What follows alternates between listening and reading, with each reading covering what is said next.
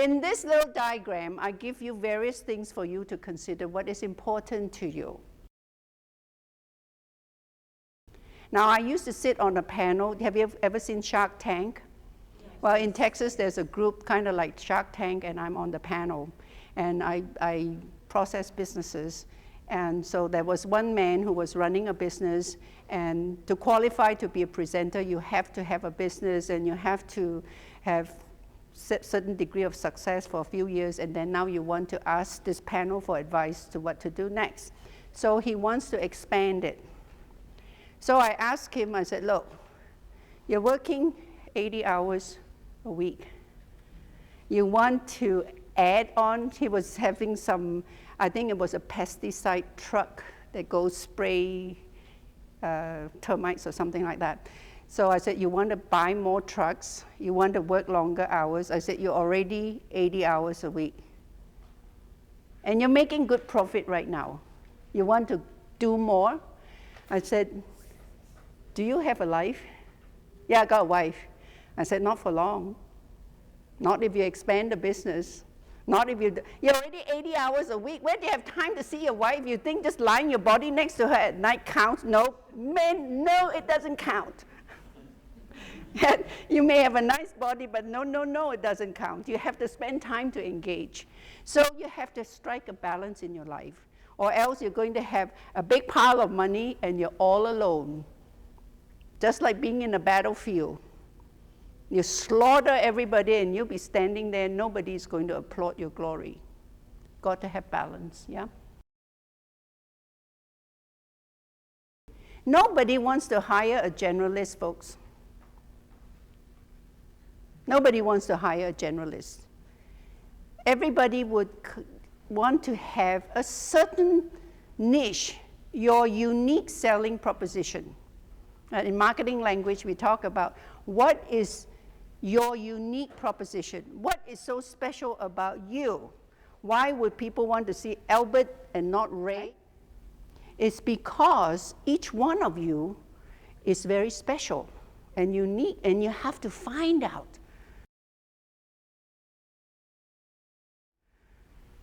I don't need to see a lot of people all the time.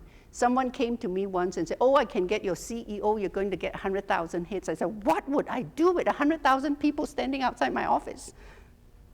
I don't even want to see 1,000 people standing outside my office, right? I want to work with clients one at a time and enjoy what I do, and it gives me gratification because I have closure. I do a good job beginning to end, and they walk away and they're good to go. And they buy me tea. When they see me in the street, I get hugs. That's my psychic income. I don't want 100,000 hits on my website. Now, there are different marketing things for different people. So a very important part, I hope you take with you, if nothing else you take with you today, is that each one of you you have that very special, unique energy that will draw into your practice. People like you. I tell my students, I say, if you have overcome a special challenge in your life and you have triumphed from it, people ask me, why do I do fire walking? You might go to my website and you see me doing fire walking. And I said, because you just asked. It piqued your curiosity, because when I walk across 1,200 degrees of heat on the other side, I'd look at the people there and say, come on, I still have my feet. It's not so bad, right? So it doesn't mean that all of you have to take drugs and then go to rehab so that you can be a rehab counselor. That doesn't count. Or an OBGYN doctor should have to have gone through labor to be able to deliver a baby. Not necessarily, but if you had already walked through that difficulty and you have triumphed, start there, folks. Pick the low-lying fruit and don't try to break your neck climbing up the ladder to get the top fruit. Every one of you, you have low-lying fruit to pick. What is special about you? What is unique about you? right? So I had helped this one client. She started with bringing in about 2,000 to 3,000, and then I completely remodeled her in the first month. I went from having her work, she was working 7 days a week. I shortened her work days to 4 and bringing in 10,000 a month. How would you like that? Her first month of launch, she closed the end of the month at $10,029. She called me. And I said, great, $29, take yourself out to lunch, well earned. Doesn't matter where you live, $29 several years ago will still buy you a very nice lunch. And for that lady, her triumph, I looked at all her work, her unique selling proposition was this. She used to struggle with weight all her life. She went big, she went small, she has tried every diet until she met a hypnotherapist who helped her successfully lose a bunch of weight. Here she was in her late 60s looking fabulous. I said, there you are, that's your business identity, that's your calling card. Can we use that? Then I looked at all her work. I said, don't do all this little nitty-gritty flip-flop things. Focus. Can you do the work? So I evaluated her work. I said, I think you're worth this much an hour. And she goes, wow, really? I said, would you like it? She thought about it. She said, wow, well, that would be nice. I said, imagine it. Step into it. Now imagine clients actually paying you for it. How does that feel? So I like it. I said, well, if you like it, you have to choose it. When you choose it, you have to become it. When you become it, you live it. Then she started doing these programs, and she thought nobody would want to cough up $1,500 to buy a package of a few sessions with her. I said, if you don't ask, you don't get. Ask. She asked, and she got. I recently had worked with another client, that business advisory package, did the whole thing, and now my client is doing 10-hour packages at $2,000 a piece. A few weekends ago, one of my students called me and she said, oh, I got it, now what do I do? She had two $2,000 checks that weekend, signed up to 10-hour packages, and she goes, oh my God, what am I gonna do now?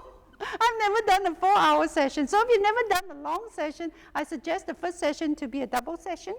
My minimum session is a 2-hour session. And because it gives people a feel of roundedness and closure at the end of 2 hours instead of being rushed. And never. What is your story? Get together with friends and figure out your story. People want to know, how did you become a hypnotherapist? I just told you the story, how I walked off the academic mountain. I'm still a health educator. My new persona is Dr. Quita and not Dr. Neil. I'm not a college professor anymore. I'm teaching in my universe-city. No walls. I'm still a teacher. So what is your story? Who are you? Who do you think you are? And to flush that out is powerful, because if you have a story like that client of mine, she tells that story. People, I want to be like you, like Ray said, I want to have that kind of confidence. So you have to ask, what have I done to improve my client's life today? What is the value I have added to her life today?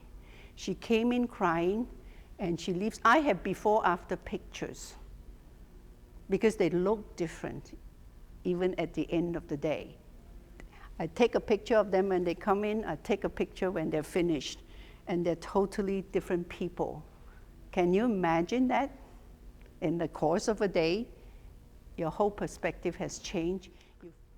How do you have a successful session? Now this is key. When you start the first session with your client, just like I did, what do you want to take home with you, right? How do you know this is going to be a successful session for you? Now, if they say, I want to lose 50 pounds, so at the end of the day, can I walk away losing 50 pounds? I said, well, it may not show on the scale, but you certainly will feel 50 pounds lighter at the end of this day. And they do. Or they may lose, I said, you may lose 230 pounds at the end of the day, because at the end of the day, you might decide to get rid of your ugly, abusive boyfriend. Then you would lose 230 pounds instead of 50 pounds. Now, I say that tongue in cheek, but it does happen. The value I give to my clients is this. At the end of this day, you will feel very differently about your life, about who you are, and what you're going to do next. That's what you're writing the check for. How much do you want to be paid? In my book, I have what I call the mirror test. All right, if you haven't got a mirror at home or in your office, please go get one. Stand in front of your mirror and have a very good look. How much do you want to pay that person in the mirror to help you get out of your funk? What are you worth? Would you pay whatever you charge? Okay, so you ask yourself, if I am in trouble with this problem, I'm looking at this person in the mirror, would I trust him enough to be able to help me get over this issue? And have a very good hard look at yourself. If you have to hesitate, then you're charging too much. Truly. Or you are not the right kind of client for yourself. So first be your own customer. If you're not willing to pay that fee, who's going to be willing to pay that fee? So that's a very good acid test. Then you look at your products and your services. The next very important piece is talk about, are you a professional or are you a tradesperson? Very big difference.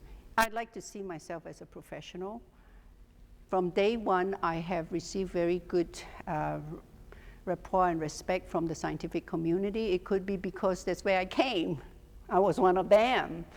And so or maybe I'm so hard-nosed, they find it impossible to kick me out.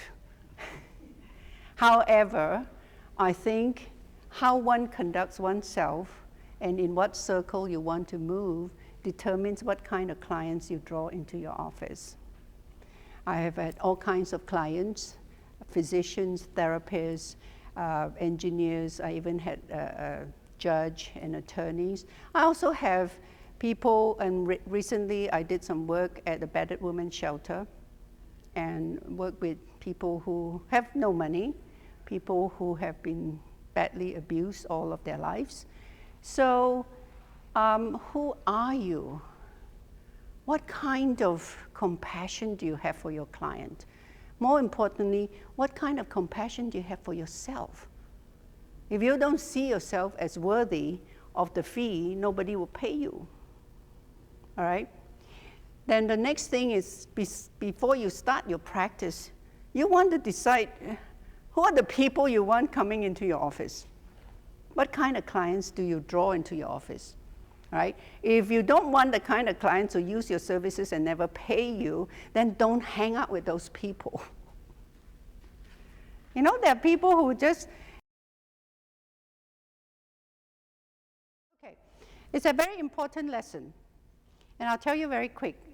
Very beginning years of my practice, I met a neighbor. I had a row of professional offices, and she was 3 rows down. And I met her at the Chamber of Commerce meeting, blah, blah, blah. And she had a lot of problems. And I said, well, I can help you. She says, I haven't got any money to pay you. But I said, that's okay. Just pay me something once a week. Let me help you. So she took my services and very soon ran up a fairly sizable bill. Then I said, and she started paying me $25 a week against her account. It's going to take a couple years to pay that bill. And then after 3 payments, she said, Kuitai, I'm not paying you anymore. I helped her get through, with all sincerity, her issues. Not paying, I just don't have any money. I'm not paying you anymore. I said, no. I said, even if you bring me $1 a week, because it creates karmic debt, it's bad for you. Nah. So I had a friend who was selling clothing at a home party, and this lady went. Then I couldn't go that day because I had clients. Then I called my friend and said, hey, how did your fashion show go? And blah, blah, blah. He said, oh, thank you for introducing me to your friend, because she came and she was my biggest customer. She just bought $350 worth of clothes and she paid cash. How many of you are incensed? Huh? So I'm like, my jaw hit the floor and I go, what? I was furious. So I called up my girlfriend from Chicago, a very good friend of mine, and my friend said, Quita, I'm going to ask you a question. You will not want to hear it, and you might even be angry at me. But I'm going to ask you because I love you, you're my friend. And what was the question? What responsibility do you bear in this situation, Quita? You created it. I was more furious. I said, are you out of your mind, Dana? And I said, okay, because I respect you, I'm going to take this home and I'm going to meditate on it.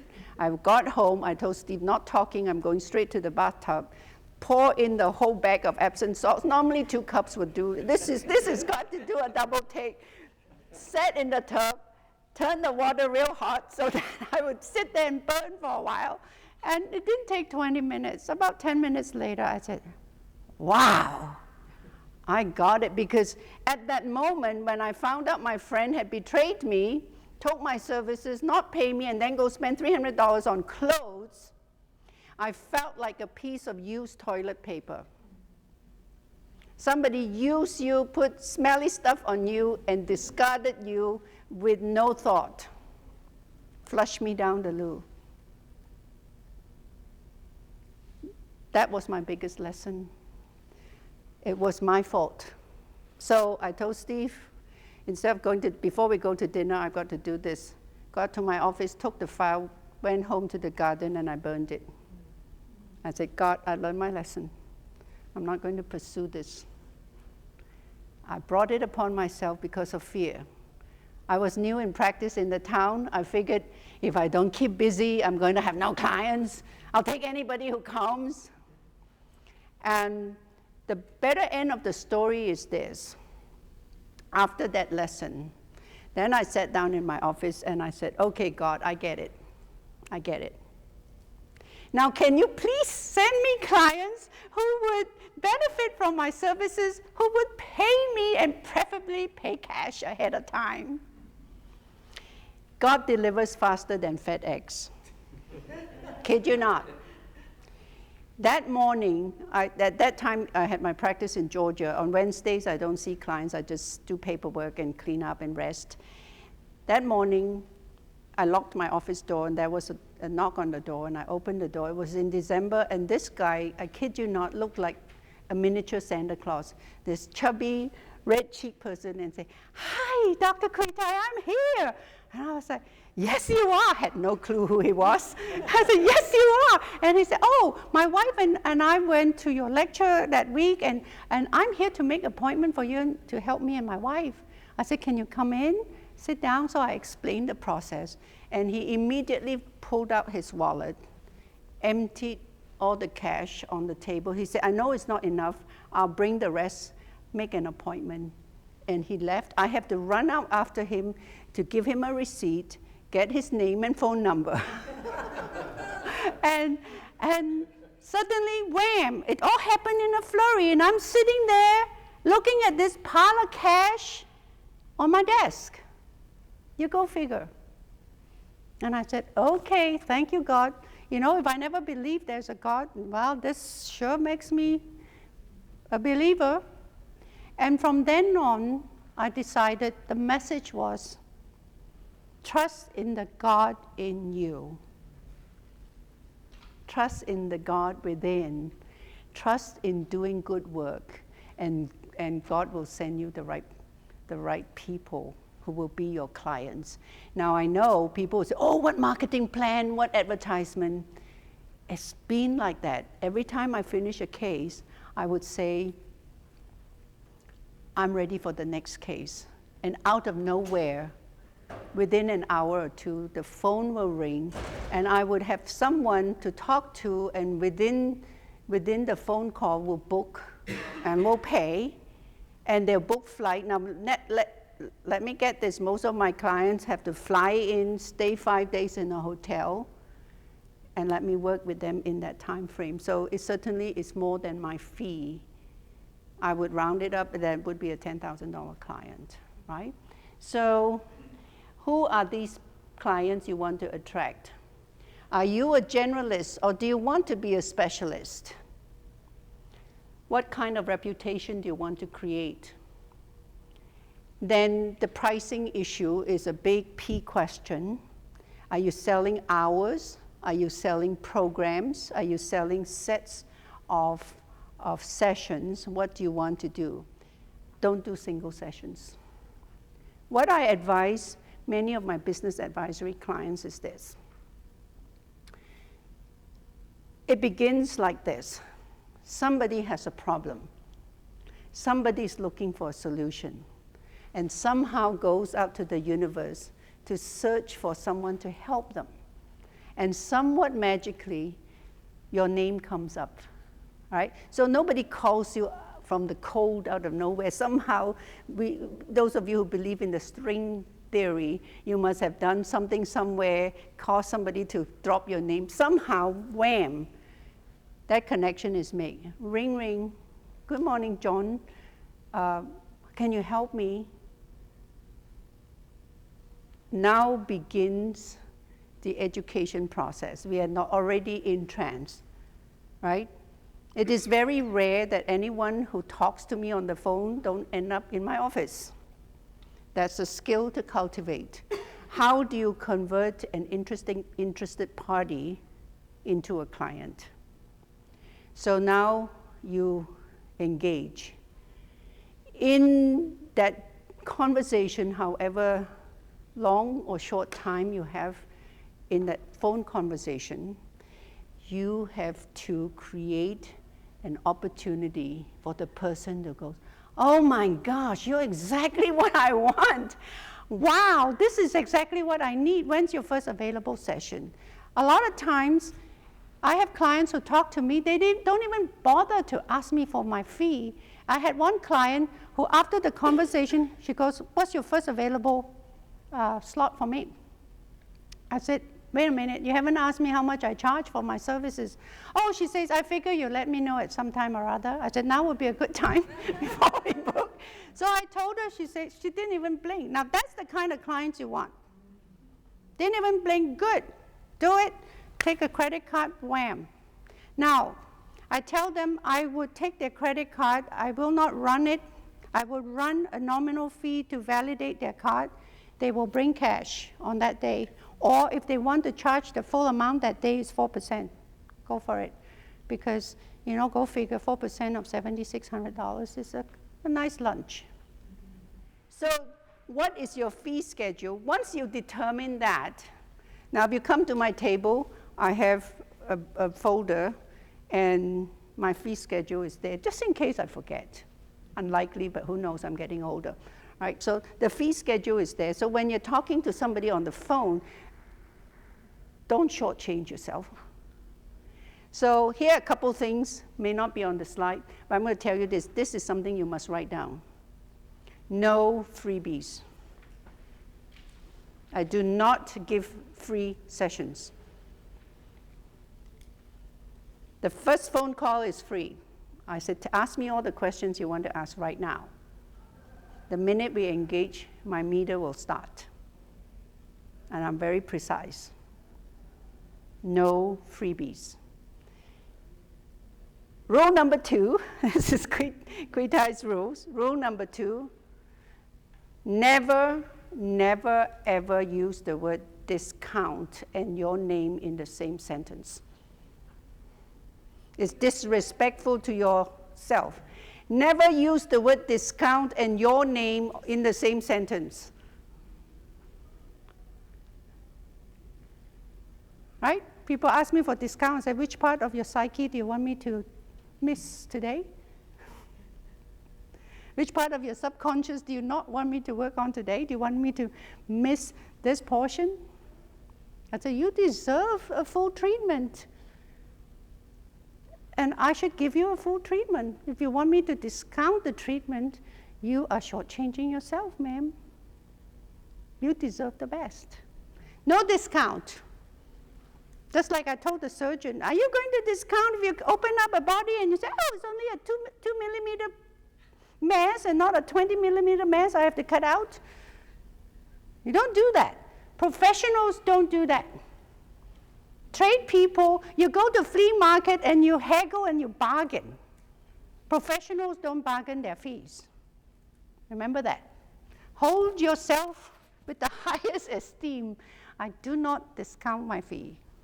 Do you go to your neurosurgeon and ask him for a discount because he's only cutting a small piece of your brain out? You don't. You don't ever think about bargaining with your doctor, do you?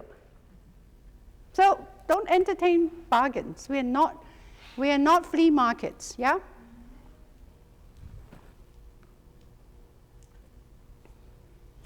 In my business, there are no receivables. Do you understand when I say receivables? You do not bill clients, they pay up front before you work. We are not plumbers, okay? My plumber will come and he'll fix the pipe before he asks for money. I ask for money before I fix your pipe. Because, why? Number one, remember, we do not want to be a piece of used toilet paper, do we? Remember that. Number two, it's very important I explain to my client, let's get all the business things out of the way. When I get into I have 2 different rooms. You come, I have an administrative office, we take care of business. Then we go into the therapy room. Once we're in the therapy room, I'm all yours.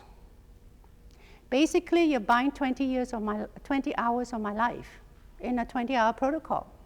And I don't think I'm charging enough. And I raise my fee every year.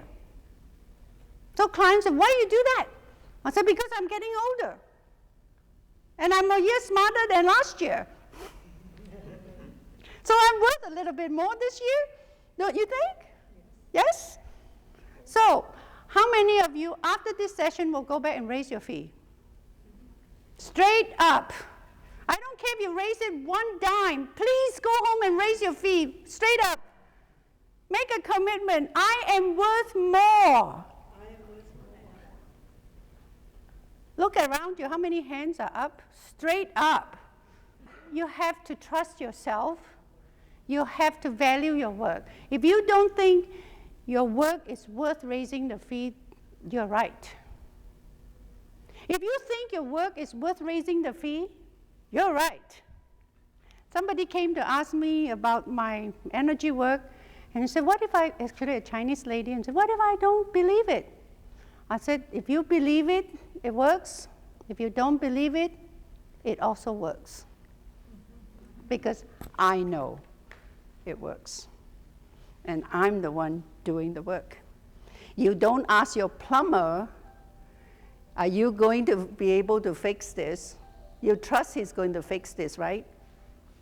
And the plumber says, he gets in the pipe and he whacks it, and it was a $65 fee, and the woman said, why so expensive? It only took you 2 seconds.